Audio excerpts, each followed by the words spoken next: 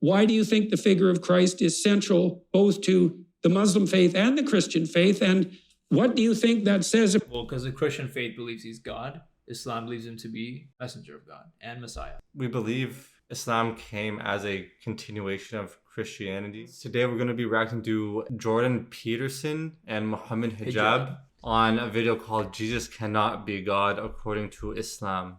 I've read all your books, and I even read some of your peer review. Read all his books. Dang. You'd work. Because when I was going to speak to you, then I said, you know what, I'm going to do my homework. Yeah. So I read everything. One of the things that you said one time in The Maps of Meaning, you started off the book by saying, when you were a young lad, I don't know how young you were, you said that you found the doctrines of Christianity incomprehensible and absurd, yeah?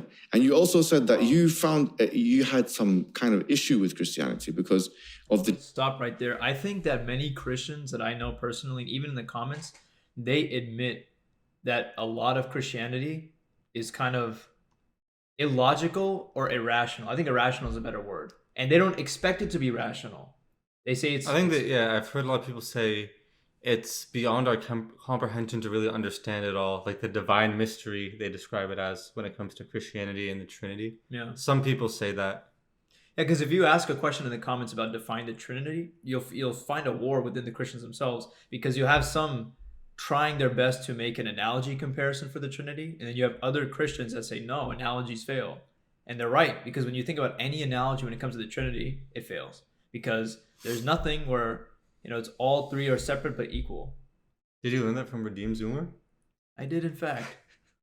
The Genesis narrative and how incongruent it was with scientific narratives. You went to a pastor, you said, or a church cleric or something, and then you left the church. Now, I've got a question. Do you still have the same position, or have you changed your position? Well, I've changed my position a lot. I was only 13 then, and I was caught up in the battle, insofar it was manifested in me when I was 13. I was caught in the battle between Enlightenment rationality and traditional narrative belief. I had no idea how to reconcile those two things. Do you feel like you can do that now?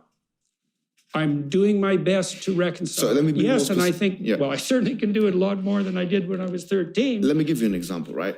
This point, when you were 13, I think you were thinking straight. I'll be sorry to be very strict. It's hard to believe that someone is disagreeable with you as you would manage that. Because someone was like... Just let him have So it. basically, as Jordan Peterson got older, he went away from his true beliefs. He, I guess, was maybe a Christian as he was raised and left it because he didn't believe that the creation story in Genesis made sense. Then he came back, and I know he makes biblical lectures, and he's really famous for that and stuff like that. IQ of 180 or whatever you have, someone of your intelligence. When you were 13, you probably had an IQ of 120 or something, So you were operating like my friend over here, Ali Dawa, on his level, at the age of 13. But what I was going to say was that the reason why I think he was, because look at the Trinity, for example. Look at the schisms. Now this goes to your specialism. The idea of three all-powerful entities, that Jesus is all powerful, that the Father is all powerful, the Son is all powerful, and the Holy Spirit is all powerful, but there's not there's not three all powerfuls, there's one all powerful. My problem with the concept of the Trinity is actually one element of it, or I guess many parts, but one thing that I really struggle to, grasp is the concept that the three are separate but equal, but they're distinct. So the Father's not the Son is not the Spirit, vice versa for all of them. My thing is, it would make more sense to say that they are each other, because they all are the same being. They're all God, and God is one being. The Christian will say, I believe in one God, but he's a Trinity, but it's one God still. They don't even say forms or parts, because partialism and separation, they try to stray away from that. But it's a contradiction, because then if Jesus is not the Father, but the Father is God and Jesus is Father, and not only that, fully God. Jesus is fully God. The Father is fully God. If they're fully God, if they're both fully God, meaning they all make up of what God is entirely, but they're not each other, that's a contradiction. Is it not? Yeah, that's the reason why it's hard to understand, because when you explain the Trinity, or when it's been explained to us, the explanations are contradictions. And like we said before, when they try to explain it through analogies or metaphors, those metaphors themselves we have learned are heretic. that like the 3-leaf clover thing or whatever type of analogy they use, it doesn't make complete sense. So it's the part of the divine mystery. Yeah. And then what he's saying about like the schisms, like the reason the schisms are so important, or the schism in like the, I guess, breaking away into different denominations, that's important because the theology is fragmented in its understanding within its own community. You have people with such radically different beliefs, even about the nature of God himself, the Trinity, and then you have the Unitarians. You know, you have the Protestants that cast away a lot. Even going back from Catholic and Orthodox and those problems. Yeah, about the Son. I forget Creed of Athanasia, or whatever it's called. Yeah, or about the Spirit. I think it's about like the Council of Nicaea, Council of Trent, all these different councils. How the Son and the Spirit were begotten. I think that was like the kind of the contention there. But even with like the Protestants and the Catholics, like, so the Protestants will take their tradition of the Catholics in terms of the Bible, the New Testament, right? Because it was within tradition that these books were established as canon. But then they reject the rest of the tradition, which doesn't make sense. How do you pick and choose tradition? Based off what criteria? So, I don't know. You have a lot of, I would say, pressing issues from those two standpoints. The idea of the Trinity and then the schisms. It's like, how do you know what's believable anymore? There's so many different beliefs. And you have some of the major groups of Christianity challenging even the original strands, which is like Orthodox and Catholicism. You have one ultimately willing being, which is a person, which is Jesus, and another person, which is ultimately willing, which is the Son. The Quran says about this, it says, مَا اتَّخَذَ اللَّهُ مِنْ وَلَدٍ وَمَا كَانَ مَعَهُ مِنْ إِلَهٍ إِذًا لَذَهَبَ كُلُّ إِلَهٍ بِمَا خَلَقَ وَلَعَلَ بَعْضُهُمْ عَلَى بَعْضٍ. In chapter 23, verse number 91, it says that Allah has not taken any son, and he did not have any creator with him.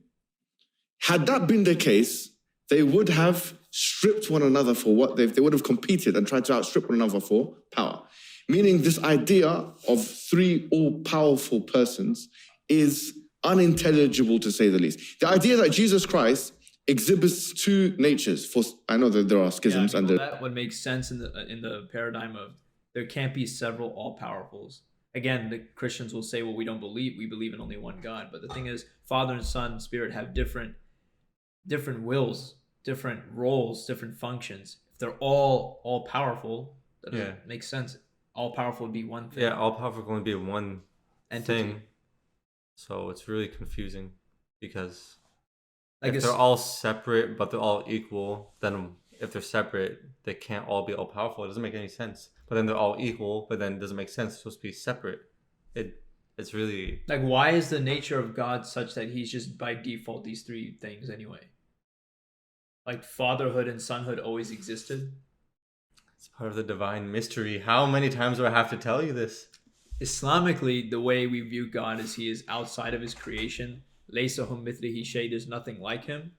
He's transcendent, beyond comprehension, all powerful. We have attributes to describe him, but he's one God. There's no obviously Trinity in Islam. It's just one being, entirely. Yeah, we don't believe he has a son. He can't begot anyone. It's only one entity. All powerful. One.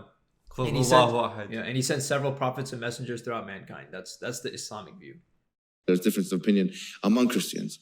But the fact that you have this human nature where Jesus is walking and he sees the tree and he can't eat from the tree. He doesn't know that the tree is in season or not, or that he doesn't know when the hour is, or whatever it may be. At this point I've made a lot, that Jesus in the New Testament denies knowing the hour. Or when he's asked the hour, he says only the Father knows. Right? Yeah. So only the Father knows. Only and only the Father knows. And now we know by the Trinity, this is kind of like it blocks off its own self. When you say that only the Father knows, and we know that the Father's not like the Son, then that means when something is said about the Father's characteristics, we know it's not applicable to the Son or the Spirit. So when Jesus says that only the Father knows the hour, then you have something there. You have something in the Bible, because we read the Bible with the assumption that it's proclaiming Trinity, but there are radically different views about what the Bible was, speaking of back then. Even now with the Unitarians, right? Yeah, there's some Christians that don't believe in the Trinity. Yeah, you can read the Bible with like kind of a demigod and God kind of understanding, where Jesus is not fully God, he's a partial God, he's not as important as the Father, he's subservient to the Father, prays to the Father, doesn't know as much as the Father. He says the Father is greater than I, right? So you could even derive like a polytheistic understanding from the Bible. You could get a monotheistic understanding from the Bible based off your perception and understanding of the scripture in certain verses, right? Knowing that which verses have been kind of played and the translations have been changed over time, with the original Greek text kind of leaving out a lot of what we have now in the modern Bible. I can't quote any offhand. It's just something that I've read before, but even the differences in the Old Testament and New Testament. Yeah. And when the tablet was revealed. I don't know specifically, but it talks about one God, worship one God. I forget in the which New Testament it says something different. I forget which book in the Old Testament or which passage this stems from, but there's a verse in the Old Testament where God says that God is not a man that he should lie. So he's clearly denying being a human being, and then he brings up a human quality that would prove further why he couldn't be a human. He's saying he's not a human, and then he's saying why he couldn't be a human. God is not a man that he should lie. God is not a man, but then, so the Jews understand God is not a man, that he's radically one. Then you have a man, according to Christian theology, that he's claiming to be God. Why would the Jews accept him? The Quran says it very clearly. كَانَا يَأْكُلَانِ الطَّعَامِ. Him and his mum used to eat food. This proposition that they're limited and unlimited at the same time is unintelligible. It's a contradiction. It's an affront to logic. This will cause you cognitive dissonance. Because if you want to be a rational actor and you want to be... that's the thing. Yeah. I don't want to be a rational actor. But you do when you do your scientific experiments. That's true. So why'd you separate the two things? Because rationality should be subordinated to something above it. And I'm trying to subordinate myself to that. I think that's actually a really amazing point, and I agree with that to a certain degree. What's he saying? Rationality. Jordan is essentially saying that rationality takes a backseat in some cases when it comes to something above rationality like God. So, for example, we believe in paradise. We cannot prove paradise through testing and studies and kind of our observations now. I would say we could prove it through other means, like verifying that the Quran is from the Prophet ﷺ, and then knowing that the Quran makes predictions and has scientific information that a regular human could not have known back then. These kind of things I would say are proofs for the entire religion. But put that aside, when it comes to believing in angels and jinn and heaven and hell, these things we cannot scientifically test or improve outside of the Islamic paradigm. Yeah. So what Jordan is saying is not necessarily all the time do you need to rely on rationality to prove something. Yeah. But I believe in something. I think what Muhammad Hijab and what Islam is saying is the concept of the Trinity and Jesus being God. We can kind of prove that that's irrational when we compare it to the Islamic point of view. You can prove it's false. It's more rational. Yeah. So yeah. But yeah, I agree with what you're saying too. Even in Islam, it's not, I wouldn't say it's a blind faith. It's having faith based on we can understand that the Prophet Muhammad ﷺ is a messenger and stuff like that. We believe in things that we cannot affirm because of other reasons, like the revelation and different miracles of prophethood. Yeah. And so my reaction to what you're saying is that this isn't an insult. Yeah, I'm telling you what my reaction is. Please say it's not even a criticism. Of course. I find that discussion, as soon as it started, I found that less interesting than what we were doing before. It was harder for me to focus on. And I think the reason for that is that it transforms to some, and I'm not saying this isn't necessary at sometimes, but it transforms the transcendent into... I like how respectful Jordan is. He tries his best to just state his feelings without being absurd. That's what he's always done, which is why he got famous. Yeah. Something like an intellectual and propositional discussion. And so in some sense, we're debating perhaps not the fine points of theology, because they're more like the blunt points of theology. I understand. But there's something about that isn't what I want to do with you. Yes. And it isn't that it's not necessary. So let me flip it around to some degree. So one of the things I'm very curious about is, obviously, the figure of Christ is contentious. Yes. And so the Jews don't know what to make of Christ in some fundamental sense, because he seems like a continuation of the prophetic tradition in some real sense. Plus he was Jewish, so that makes things complicated. And then, of course, the Christians put the figure of Christ as central in some real sense, but that begs the question of the relationship between Christ and God. And then in the Muslim community, Christ is also a central figure. And so I'm curious about that. And we could say we have doctrinal differences about what constitutes that centrality. It's fair enough. And I would also not say that I understand what that centrality means. Like, so one of the ways I would understand that, let's say, is that in the Western tradition, but I kind of disagree to a certain point. Like, you can't sit there and just talk about, oh, your religion and belief says this about Jesus, my religion and belief says this about Jesus, let's talk about the similarities, or let's just talk about it in general. No, sometimes it's very good and fruitful to address the bold opposite points, the contrasting points. That's where I think the conversation gets more meaningful. Instead of like hiding behind, oh yeah, well, we both believe in Jesus, everything is fine. No, like, now it's time to address, hey, we have a disagreement here. Like, and only one of us is right. So yeah, I do think obviously we have literally so many more similarities and differences, but it's nothing wrong with discussing the differences. And it seems like he's kind of dodging the whole You can talk about similarities day and night, but nothing will really be accomplished. I mean, you can build up, brotherhood and stuff. Yeah, well, to a degree. Yeah. Like, but at some point it becomes useless. Like, if you're already at that point, then at some point it might be beneficial to talk about the differences. I mean, there's nothing wrong with discussing the differences. It seems like he is just not trying to answer it. I don't know. Yeah, just avoid the conversation. Yeah. Don't know to what degree this is true in the Muslim tradition. One of the attributes of what Christ is psychologically is the logos. And so if we're engaged in dialogue, which is Isa is the kalam of Allah, speech of Allah. Allah created him directly. We were all created by God indirectly, except for, I think, two people, Adam and Isa. Isa was made by the direct kalam of Allah, the speech. Allah spoke him into existence, right? So that's why they call him. That's his title, is Kalam Allah, speech of Allah, because he was created by the speech of Allah. Even I didn't know that. Yeah, but the thing is, we don't have the same understanding about him being the logos as you could say like the Bible does. That in the beginning was the Word, and the Word was with God, and the Word was God. So they say, oh, the Quran is affirming that Jesus is God because the Quran calls Jesus the same title, but we have a different understanding of that title. Even Ruh al-Qudus, the Holy Spirit, Jews, Christians, and Muslims all have different opinions on who Ruh al-Qudus is. The Christians will say it's God. The Muslims say it's most likely Jibreel. It's not explicitly mentioned in the Quran, but it's like pretty much affirmed by just the context and the hadith. He's only addressed by his title, and then other times actually literally Jibreel, his name. Logos, then we're embodying the spirit of something like mutual enlightenment.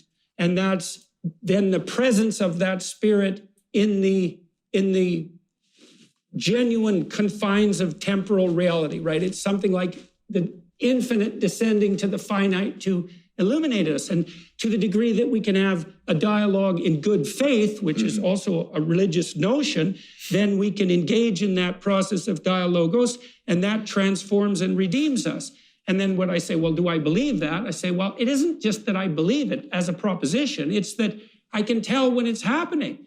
And so can you, I think. It's like, you're going to see that this conversation will ebb and flow, and some of the time it's going to grip you. You think we're at the heart of the matter, and sometimes your attention's going to wander. And your attention's going to wander when we're off the path. And so I would say that to the degree that you and I are communicating, this is a religious way of thinking about it, is that we're doing our best to embody the spirit of the Logos. And if that's working, then we're making progress.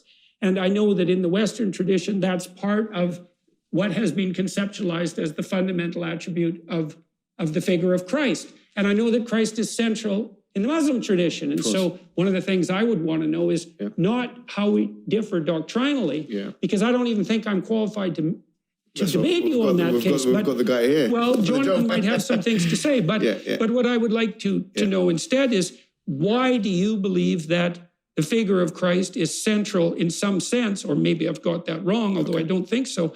Why do you think the figure of Christ is central both to the Muslim faith and the Christian faith? And what do you think that says? Well, because the Christian faith believes he's God. Islam believes him to be messenger of God and Messiah. We believe Islam came as a continuation of Christianity.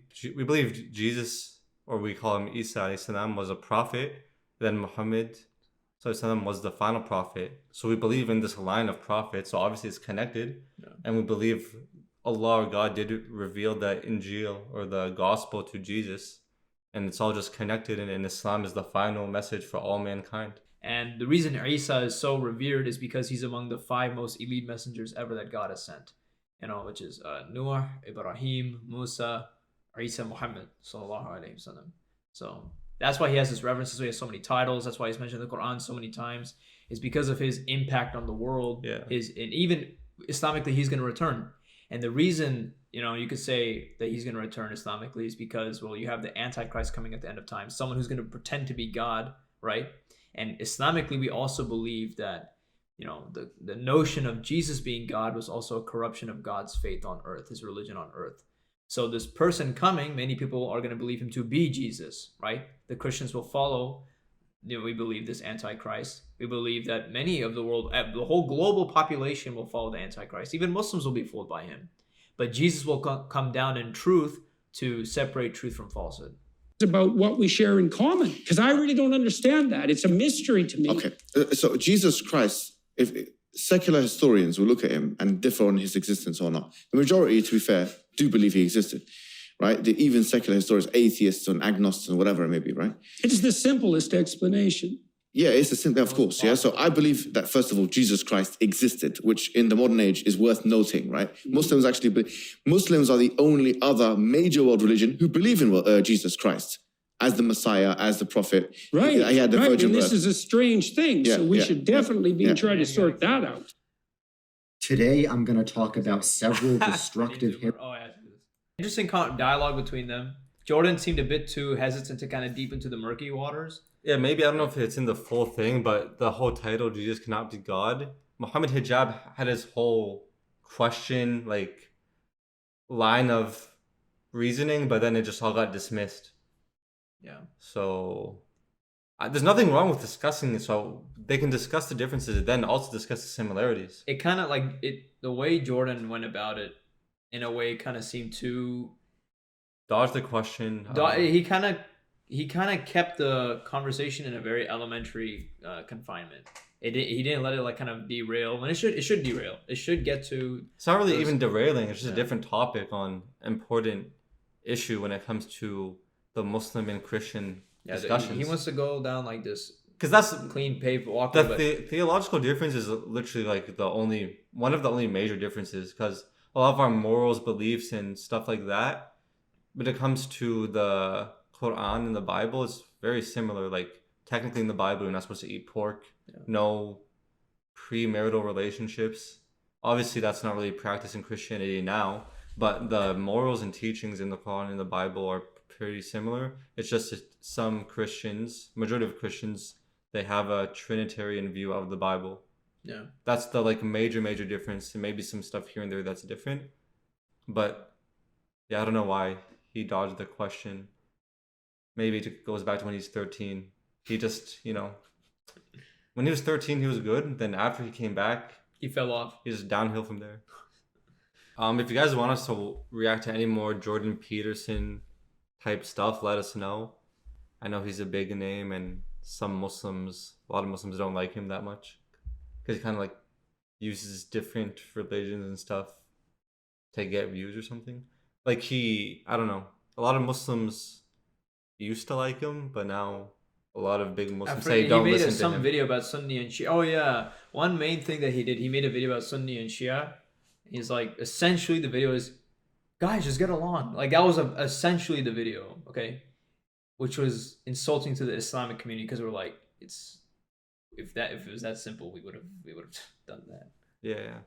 And it kind of came as insulting, because here Jordan Peterson is this modern intellectual, kind of acting as if he's this kind of bearer of truth to Islam. Even from here, he doesn't know anything about Islam. He doesn't. But he was speaking in a way he was trying to educate Muslims about the Sunni and Shia divide. He had the answer. Guy, we've been dealing with this issue for a long time. You as a non-Muslim are not going to come and just provide us a solution like this. That was what was insulting.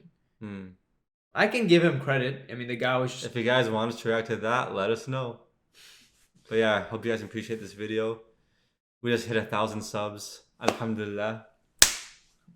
Thanks, guys. And yeah, assalamu alaikum. Wa alaikum salam wa rahmatullah.